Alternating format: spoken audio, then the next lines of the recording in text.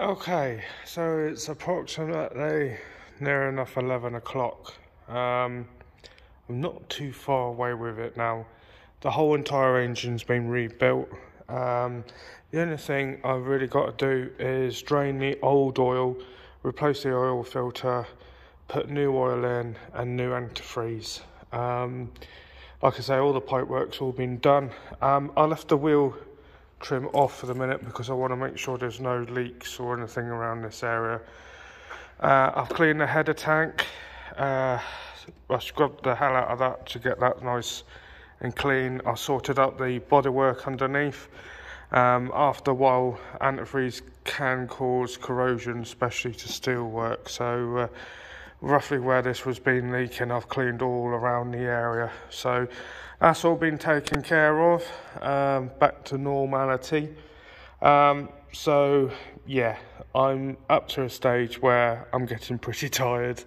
Yeah, hopefully we're not too far away from starting this engine up. I've actually quite enjoyed it. Putting good old music on the back and have a bit of a sing-along and sort of rebuild this engine. But yeah, it's one of them. Still puzzles me about the water pump. Like I say, it was a new pump. It just it doesn't sound right. I mean, where do I start? I'm not going to criticise any work that's been previously done. I'm not like that, not that type of person. It's just, yeah, things don't quite add up right. But yeah, a new water pump had failed, possibly causing the head gasket to go. We're not entirely sure, but it could be an ongoing thing that no one actually realised what was going on with it. The problem with head gaskets is when they do actually vent into the cooling system, it finds a weak spot. So it may have been a water pump previously, it may have been a hose, it may have been a thermostat housing. It could be a multitude of things. So pressure always blows the weakest part of the whole system. So yeah. Like I said, I'm not criticising anyone's work previously. What can I say? We all have our ways of doing things, and yeah, I'm actually quite happy with what I've done to get this engine done. You guys probably screaming at the computer screen, going, "Yeah, but you didn't skim the head." Well, in all fairness, not every head needs skimming. Even engine builders will tell you that a head doesn't need to always be skimmed. It just needs a slight cleaning. Right, so like I said, it's getting past 11 now. I am knackered and I'm going to go and get changed, have a wash, and yeah, just the usual bits, and chill out for 5 minutes before I fall asleep. Anyway, guys, I'll see you in the morning. Morning, guys. Yes, and it's a wonderful morning. Birds are singing, and Hannah's getting too hot. It's bloody hot out here, so I don't want to leave the door open too long. I've got the bloody aircon on. But look at the mess of my workshop. Yeah. Yeah, a bit bonkers really, isn't it? Right, so just a recap last night. I was so tired. So the only thing that I had to do was put an oil in it, put coolant in it, put the trim back on the side and put the wheel back on.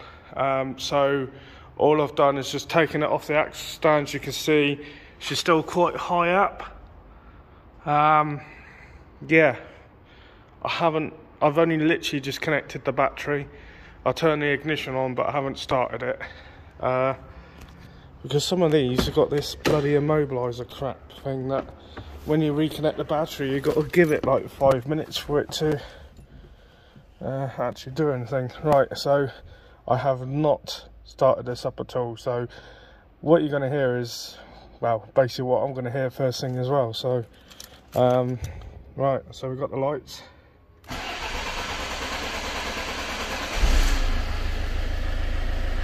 So it starts up, it's running. It didn't start first time because obviously I disconnected all the diesel pipes, but you know, some of you guys out there can't turn around and say, well, you started it prior. Well, I didn't, because if that was the case, it would just start first time. Right.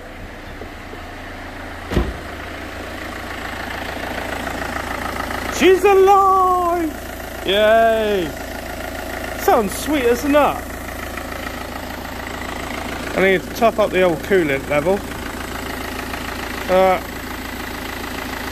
Yeah. Nice little engine. I was worried that there might be a load of smoke coming out the back of it and set the fire alarm off, but no, there's no smoke coming out of there at all. Which is wonderful. Wonderful. Wonderful! Yeah, I'm happy. Jesus Christ. Right. Well, let's get it round next door. Let's get it up in the air.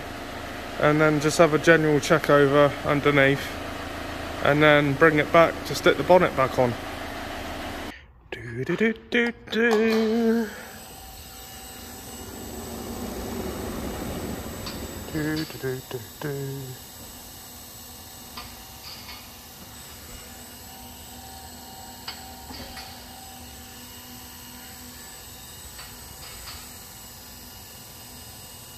Cars going up.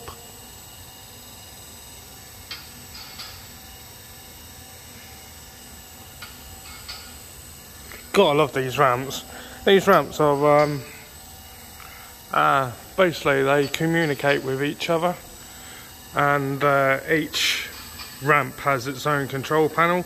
So no matter where I'm at on the van or the car, whatever you want to call it, I can control it on either one of these ramps, and they all do the same at the same time, which is kind of handy. The benefits with these is these are actually battery powered, so as long, you know, there's a bloody great big battery in there, so as long as you keep these sort of charged up every couple of days or so, they're good as gold. These are rated at 7.5 ton. And obviously for a C5, that's hardly anything. So, yeah, what can I say? Okay, so now the vehicle's now on the ramps. Yeah, it's not too bad at some point in its life. It's had new exhaust. Yeah. These wires are a bit... Okay, yeah. That's not to me standard, especially that sucker there. Yeah. Not entirely sure if the owner actually uses the tow bar or not, but if he doesn't, I'll probably say to him, take it off. Or leave it on, it's entirely up to him, but I'm not... Yeah, that electric's... yeah, not to my standard. Right, back here, things ain't too bad until I get to this side. This pipe here doesn't look, well, it's starting to corrode. It's at a weird angle from the old system there. When you follow it up across, in some places it's a bit thin, so I will say to the owner, at some point this year you're gonna need to get a new pipe. Yeah, anti-roll bar looks a bit flaky. I'm not too worried about that, that's fine. Now these flex hoses, I've just checked the date code. Yeah, so basically the brake hoses is May 20, well basically 2002. So they will need replacing. It's hard to see about the main condition of the actual pipe. In some places there is a bit of corrosion going on up there. Don't know if you can see that. But then it's got blobs here, there and everywhere. Bit of corrosion down on this bottom here, so I would say it's going to need front to rear brake pipe. I would highly recommend changing these flexies because obviously they're 20 years old. This side here, you know, it's starting to look a bit iffy. Other side isn't too bad. Other side, yeah, isn't too bad at all. Moving forwards, interesting repair. Looks like it's silicone. It is silicone. Yeah. Okay. Right, now it looks a bit crazy under here, but then again I've just done a head gasket, so this will be looking gleaming once I officially finished with it. So yeah. Right, I'm going to go and do some cleaning. Alright guys, so I've done my little bit on the old ramp, got her out on here, I ran it up and I kept on getting it all nice and hot. There's no more air bubbles coming out of the header tank. I put the cap back on, I ran it up for another 20 minutes, the fan cuts in lovely and everything else. There's one thing that is puzzling me a little bit, and that is the gauge. Okay, the temperature gauge is slightly high, but it's fine. It doesn't really. It most, that's the highest point, and then it will then drop down when the fan cuts in. So, there might be a slight air bubble somewhere, but that will fix itself. That's not a problem. The issue I'm having is this bloody battery voltage thing. According to this, is on like 15, maybe 16 volts. 13 is about halfway, so for it to go right over quite close to the red, I've actually got my voltage reader or battery monitor, whatever you want to call it, and I don't know if you can see that, 14.2. So there might possibly be an issue with the cluster. Yeah, I double checked all the temperatures on the engine. The engine's spot on, so it now makes me wonder that maybe the readout for the temperature is slightly high, and so is obviously the battery. But yeah, the main thing is it's not overheating, it's not producing any of the gases through the cooling system as what it was doing before. So apart from the mismatched dials, yeah, I'm kind of happy with it. It's behaving itself. Right, what I'm going to do is stop the video. Let's get the bonnet back on. Well guys, this is the final part of the video. I've put the bonnet back on. The owner wanted me to change the washer pumps, so I've done that for him as well. Engine's completely rebuilt. Yeah, I'm very happy with this. I do have somewhere in my collection of spares, I do have an engine cover for it, so you guys know, well, if you know who the owner is, no doubt you will see him at the 100-year event. Not the 100-year event, the national. I keep associating the 100 years as being the national. So yeah, 100 years was a good couple of years ago, but I've enjoyed my time working on this car. I mean, it's a fabulous car. I mean, yeah, okay, it's an SX with the Monza wheels. I can let that, you know what, I can let that go because it's just an amazing car. Really is amazing. You just have to do a bit of Stevie Wonder when you get to this side. It's, yeah.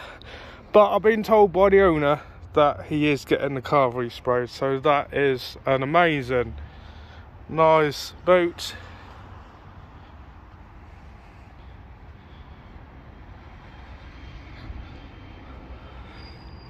I say, yeah, absolutely wonderful car, it really is. And cars like this, you know, they're getting on a bit. They're 20 years old, or some of them are anyway. And the benefits of keeping these cars alive is because there's a Citroen car club. If you haven't, you know, if you've got a Citroen and you sort of want to join a club, it's worth doing, because every single month you get like an A4 sheet booklet. You know, it's quite thick. The magazines you get every weekend, and not every weekend, every month you get it. Yeah, this car used to be owned by Hubnut. Hello to Hubnut if you're watching this. Yeah, this car needs to really needs to stay on the road, you know.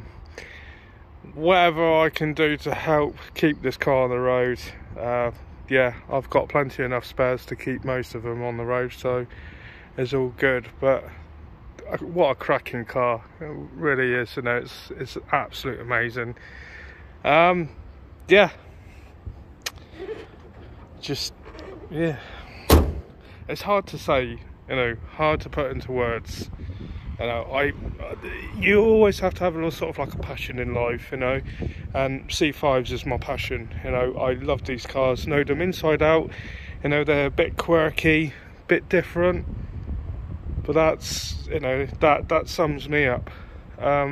So yeah, well, it's coming on to the end of the video now, so if you like what you see, please give us a thumbs up. If you haven't already, please subscribe. Because I do stuff on cars, motorhomes, electrical, you name it, I do it. Something a bit quirky. Cinquecento trailer, I've also got a C5 version of that. But anyway guys, just maybe I might make another video. Take care guys, see you soon.